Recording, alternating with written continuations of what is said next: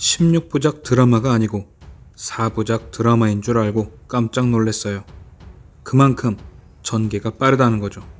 보통 이런 불륜을 소재로 하는 드라마의 경우 끝까지 감추거나 알아도 말하지 못해 암이 걸릴 것 같은 드라마가 많은데 2회 만에 불륜녀 찾아내고 이태호에게 대놓고 얘기도 하죠. 자, 그럼 오늘 2화에서는 무슨 일이 있었을까요?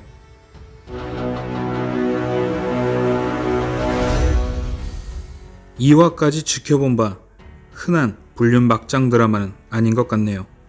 바람피고 찾아내고 물고 뜯고 하는 것보단 큰 틀은 제목인 부부의 세계처럼 부부라는 사람들의 신뢰가 무너져가는 과정을 현실성 있게 보여주는 것 같습니다. 하나의 예로 1회 만에 불륜녀를 찾아낸 것만 봐도 주된 주제가 불륜녀 찾기는 아니란 것이 증명되었고, 2회 내내 설명숙이 이혼할 거야? 묻는 말에 지선우는 선뜻 대답을 못하는 것도 막장보단 현실에 가깝죠.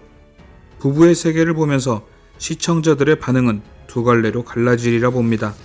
아직 결혼을 안 한 미혼인 분들은 당연히 바람 드라마라고 하시겠죠. 불륜녀가 누군지도 알고 이태호를 도와주는 친구들을 보면서 싹 다 갈아엎고 끝내버려야지 뭐하는 거냐고 말이죠. 반면 결혼을 하신 시청자분들은 분통이 터지면서도 한편으론 모든 걸 선뜻 결정하지 못하는 지선우를 이해하시고 계실 겁니다. 물론 복수도 나올 것이고 한 번쯤은 뒤통수도 맞겠지만 역시나 큰 틀은 부부라는 세계의 내면을 보여주는데 중점을 둘 것 같습니다. 2화의 시작은 이태호의 생일 파티장에서 시작합니다. 모든 걸 알게 된 지선우에게 지금 이 파티장은 지옥 같겠죠. 바람핀 남편, 그리고 그 상대자, 그리고 그 둘을 도운 이중인격자들, 이 모든 게 지선우에겐 구역질이 나듯 싫었을 테지만 아들 준영이 앞에서 어쩔 수 없이 티내지 못하고 함께하게 됩니다. 그리고 생일 파티 인사말을 하던 중 자신을 사랑한다는 이태호에게 다가가 키스를 합니다. 물론 이 키스는 지켜보고 있는 여다경을 위한 키스였죠. 그리곤 결국 끝내 참지 못하고 집으로 가버립니다. 사실 저 정도도 많이 참은 거죠. 하지만 이 장면을 지켜본 여다경은 기분이 매우 상한 것 같습니다. 방귀 낀 놈이 성낸다고 지가 왜 승질을 내는지.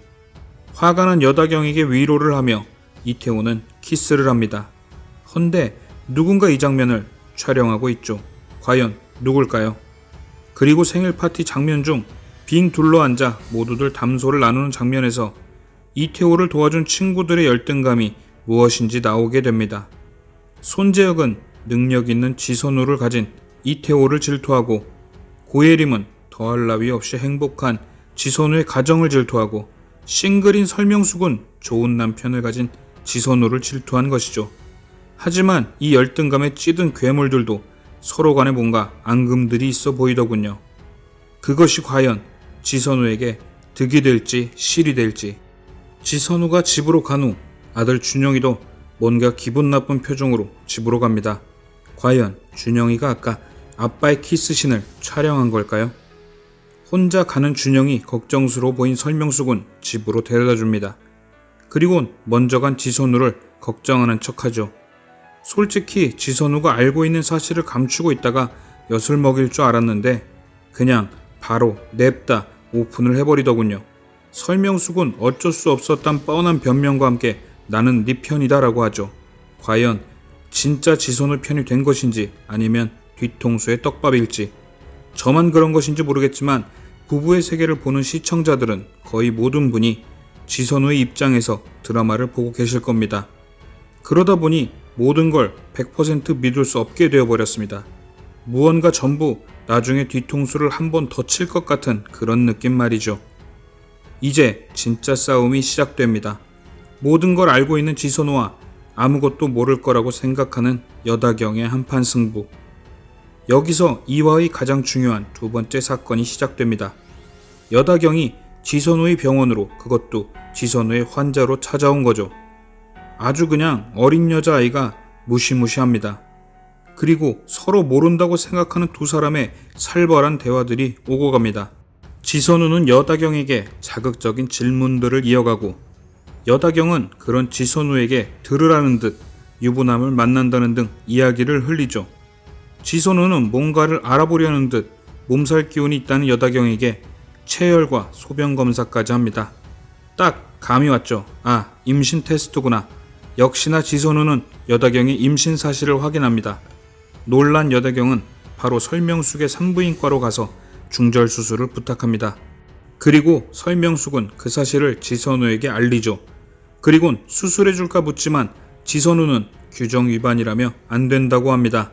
전 여기서 쎄했던 게 혹시 여다경과 설명숙이 짜고 지선우의 의사면허를 날려버리기 위해 수작을 부리는 것이 아닌가 했는데 지선우는 끝까지 안 된다고 하죠. 다행이다 싶었습니다.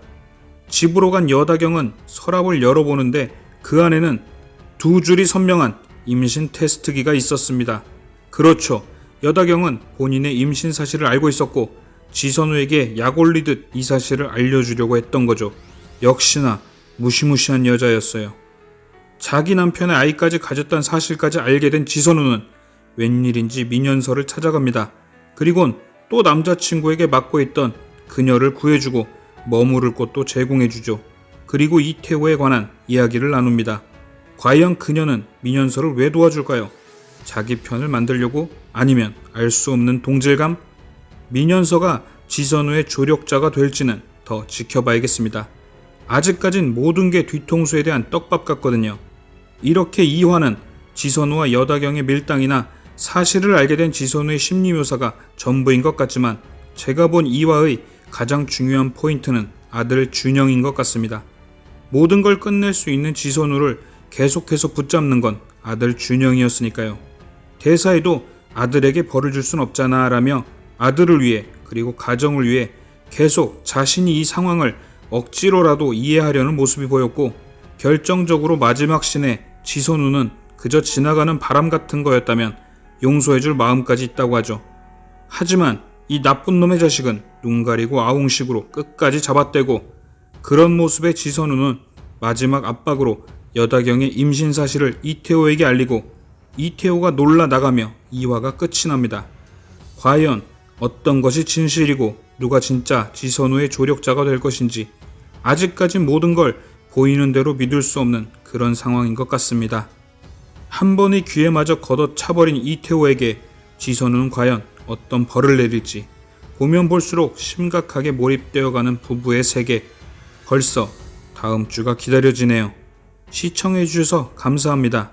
언제나 댓글로 여러분과 소통하고픈 오늘 먼 일이 쉬었습니다.